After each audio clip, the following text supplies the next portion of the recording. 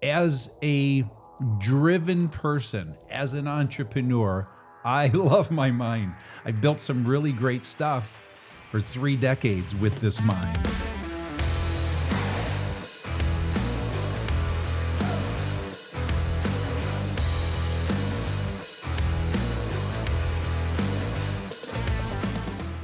Hello, everyone. My name is Rob Dubé, and I am here with Gino Wickman. Gino, good to see you. I'm feeling good to see you. I'm that feeling eyeball. silly on That this eyeball. one. I love it. Feeling I love it. silly. Well, that's because we're going to shine light on a space most of us live in all too often, which is our own minds. So for driven people like you all listening, the mind can be brilliant at times. I know you all have brilliant minds, but at other times it's an endless source of chatter. You know, when I go out and do talks, I like to ask the audience, how many of you have busy minds? And 100% of the time, every hand goes up and they go up fast. And then I ask, how many of you would like to settle your mind? And of course, 100% of the hands go up. So obviously on the positive side of things, your mind helps you craft vision, solve problems, and challenge yourself to grow and expand. But it can also trap you in loops of overthinking, fear, and self-judgment. So Gino, what I'd like to do with you on this episode is explore why awareness of the mind can be a gateway actually to freeing your true self. How to practice being an observer of your mind rather than the prisoner of your thoughts, and what to do when that inner noise inside your head gets loud, especially on tough days. So, Gino, what's... You're a zombie. I turned off my mind. Yeah, there you go. I'm eager to share something because I started, I'll sit here and take notes sometimes as you're talking. And as we started this, I knew what we were going to talk about. My legal pad was blank. And I said, for this one, I'm not going to write anything. Okay. And when I finished that sentence, something came through so clearly to me, and I want to read exactly what I wrote. Okay. So I wrote, and I think this might be my mind giving an impassioned plea right now, but I wrote, I love my mind. I want to spend every minute with my mind, thinking, strategizing, solving, coming up with ideas. I love my mind. I have built a lot with my mind. Now, that is my mind saying that. Let's be aware of who's saying that. I typically don't feel peace when I spend all of my time in there. When I spend time in my body, my heart is when I feel peace, and I get better ideas, better solutions.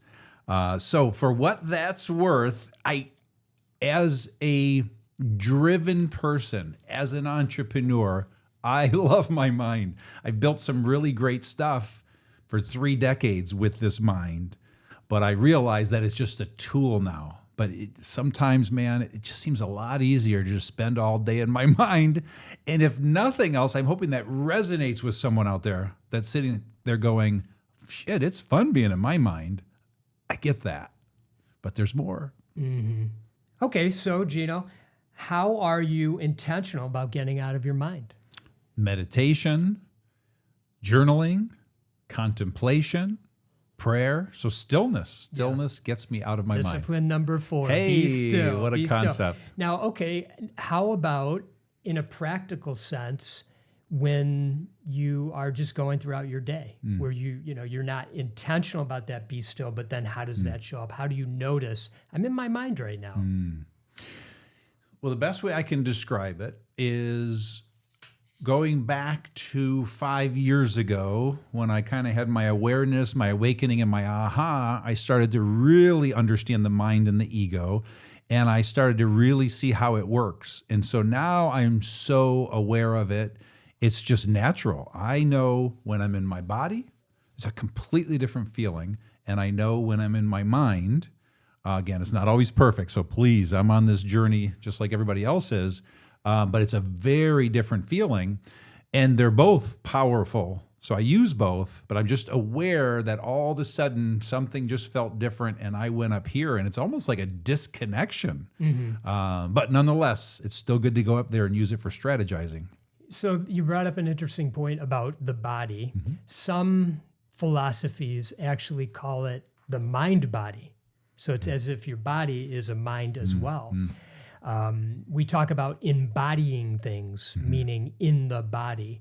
So let's just say you are in your head, mind, and then you say, I bring it into my body. What is that? Can you talk from a practical sense? Well, I just like right now, just at this moment, that 1 minute or 30 seconds that you just talked, I went up in my mind, down in my body, up in my mind. So I'm just aware of when it's happening.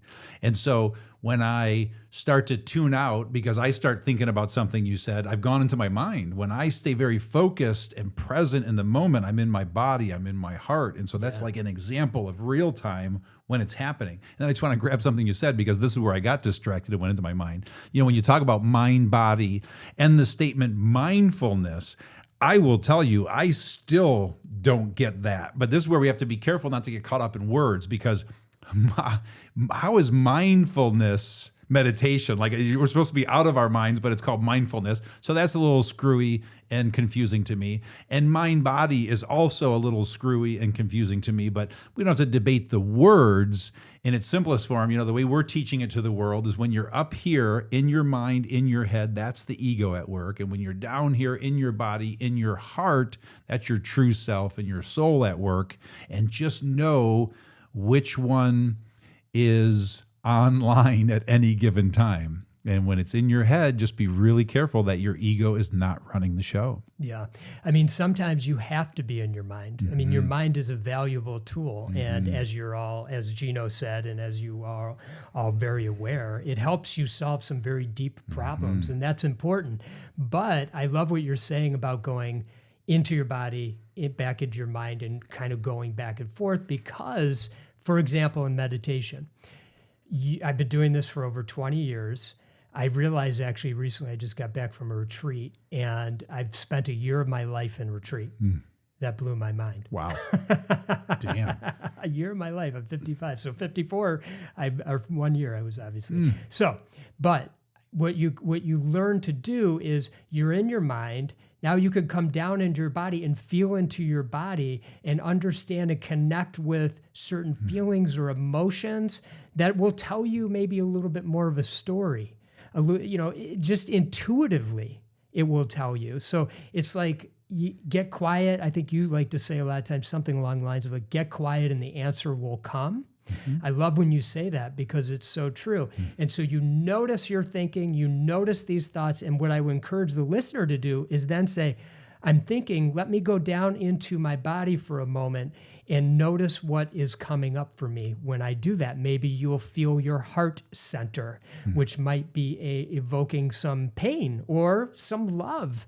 And it might be telling you something around that. So, you know, these are things that I think where you bring it all together, because I don't want to vilify the mind. The mind is actually like, look at what you've created over all these years. It's amazing. Here. And I'm going to just piggyback something on that because, you know, we have an episode on intuitive decision making or running your business on intuition. And the process is starting in your mind and getting clear on what the issue is you're facing, and then dropping down in your body and feeling the right solution, and then back up to your mind to then make the decision. That's using both really well. And it's just understanding when you're using them. And then the last thing I want to say is, or part of that to piggyback on that, for me, it was probably 3.5 years ago when I really and truly got the ego and the masterful structure that the ego creates to protect us.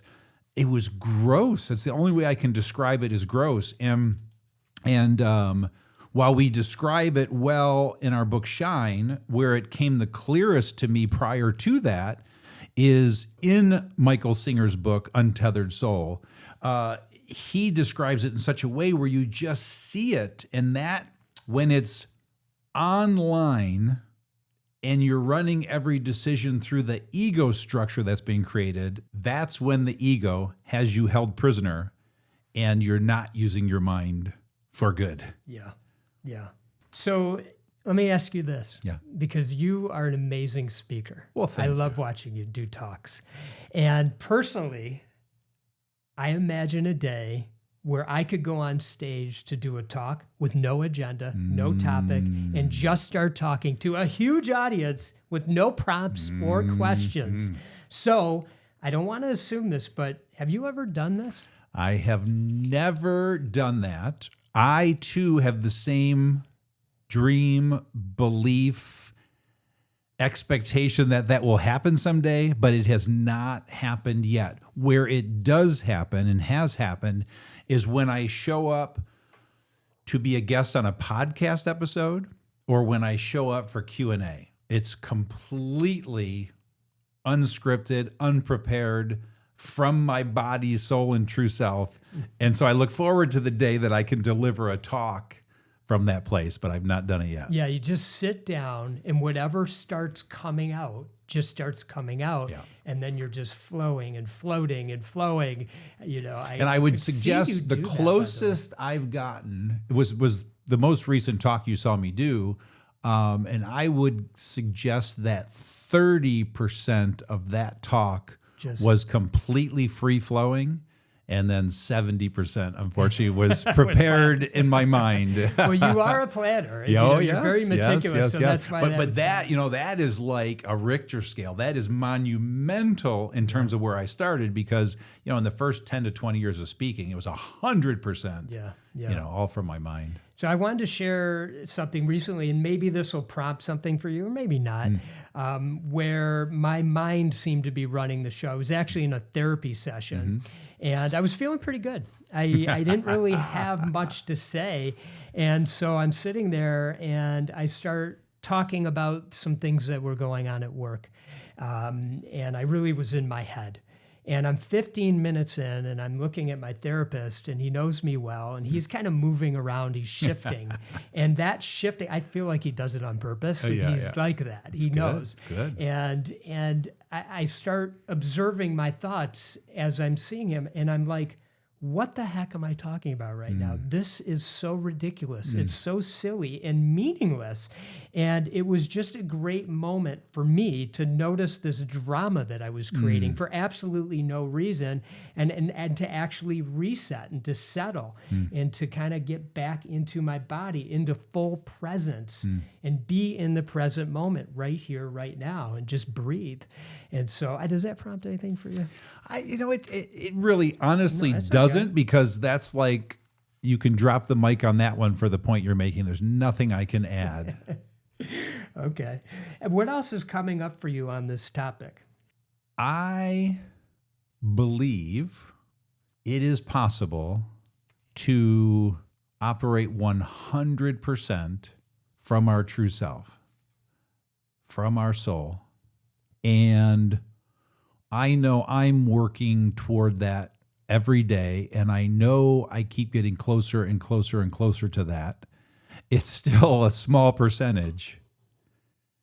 And the awareness, just starting with the awareness and paying attention, again, just like in this episode, I'm so clear when I was in my head. I'm so clear when I'm in my body. And right now I am so in my body, I can feel it. It's the most incredible feeling. And ultimately, I believe that's the ultimate destination for us. And I believe it's possible. Yeah. For the listener, I'll just kind of maybe end on this. Think about discipline number 4, be still.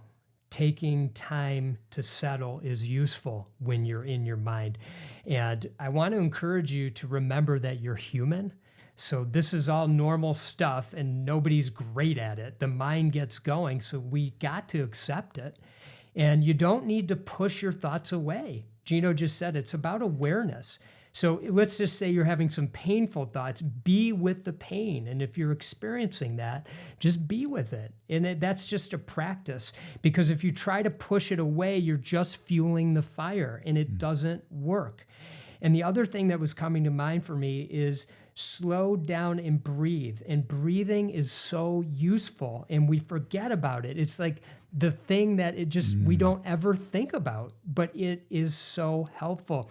And I wanted to share a great breathing technique that Dr. Andrew Weil teaches, and there's other ones too, so you can find different ones, but I'll just share this one because I find it useful, and it's called 4-7-8, or he calls it relaxing the breath. And you can just simply go to YouTube or wherever and search Dr. Andrew Weil 4-7-8 breath technique, and you will find this will be a really simple 30-second way to kind of reset, get out of your mind and into your body. Remember, when kids are having a tantrum, what do?